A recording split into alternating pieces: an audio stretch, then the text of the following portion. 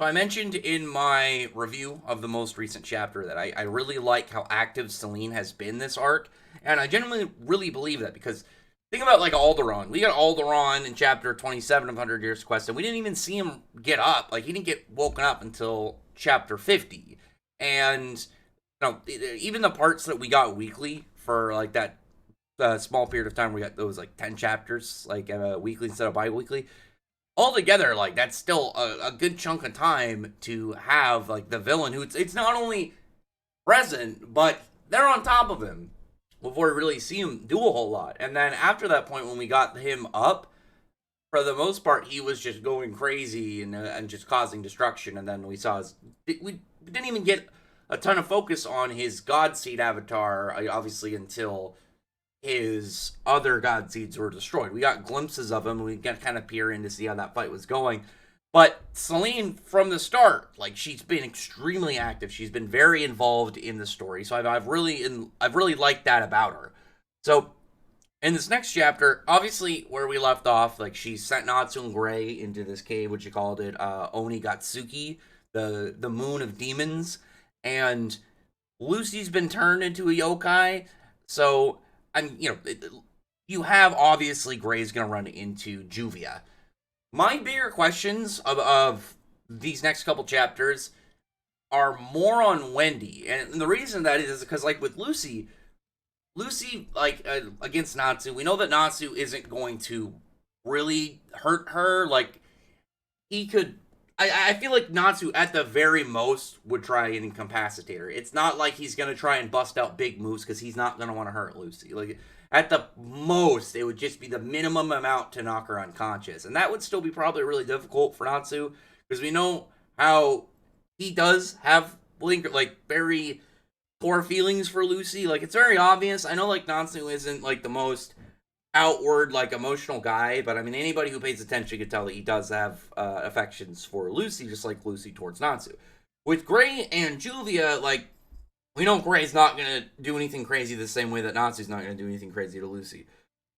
Urza, like I could see them if they were either of them went against Urza, I could see them fighting her just from the fact that they do respect her strength and they like she's somebody they'd be willing to have like a good battle with. They're obviously not going to try and kill any of them. I mean, I don't think I really need to go into that argument because it shouldn't exist.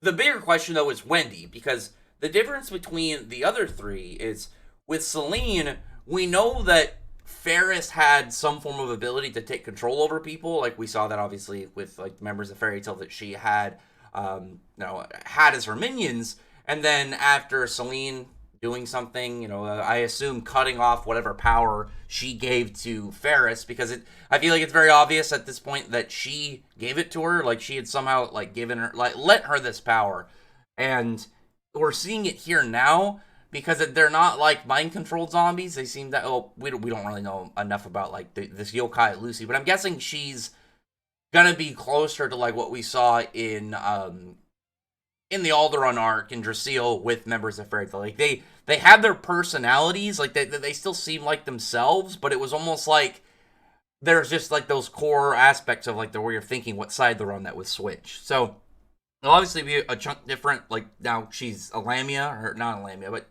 what was it? The wet woman. I mean, it's kind of the same thing. She's like a snake chick that eats dudes. But with Wendy has Irene in her brain, and Irene is a very weird component towards this arc. I really want to know what Mishima has planned, like out for her, because she could be a key factor in defeating in defeating Selene, and here she could be a very key factor in fixing these, the members of the main cast, because this is right now a much smaller kind of subplot event. Like I don't think that the main cast getting turned into yokai is going to be a very long-lasting aspect of this arc. Like, this just seems to be, like, my guess is more of Selene's opening, seeing more about Selene's personality and what she's willing to do in order to get her entertainment. Like, she's fine warping people's bodies, turning them into essentially monsters and having them fight each other. But I don't think it'll last very long. Like, if in I'm guessing 2 to 3 chapters, if we're done with this part and we move on to the next section, it's either going to be Irene somehow, or that Grand Priestess that that Ferris was talking about.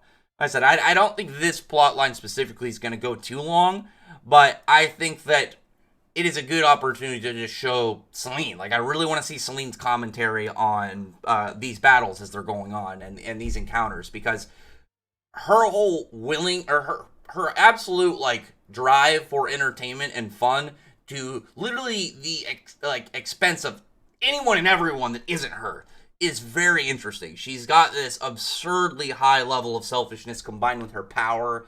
It just gives her this ability to do whatever she wants. Like, I brought it up in a interview recently. It's like when you think about like Acnologia, he would show up and kind of, it's like he can either kill his opponents or he could, you know, maybe just mess them up and leave. It's really his call at that point. And that's the same thing with Selene. It's like, at this point, who can stop her? So she can just do whatever she wants. Because she's also really old on top of that. Like, she's a dragon. She's centuries old.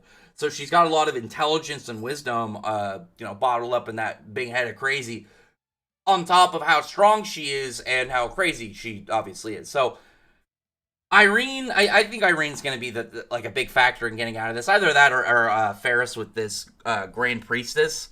But I think the smaller aspects of this next portions are just going to be like the main cast trying to figure out what to do. Like Natsu and Gray trying to figure out how this is going to go. But I can see Irene dispelling Wendy, or at least kind of like shocking Wendy back into state. But at the same time, I'm kind of like, Irene would probably have a little fun with it first. Like, she would probably do some crazy thing. I wonder if she could take control of Wendy's body temporarily and then do stuff.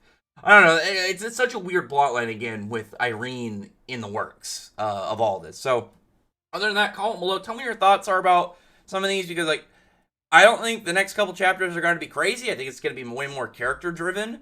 But I'm still really intrigued to see what we get. Again, I really like Selene. I really like that Selene is being very involved in this arc. So, other than that, comment below, thumbs up the video, prefer the like button, subscribe button, and check out my other videos. But other than that, I appreciate everyone's already subscribed. Thank you all for listening. Especially check out my macro video. Bye.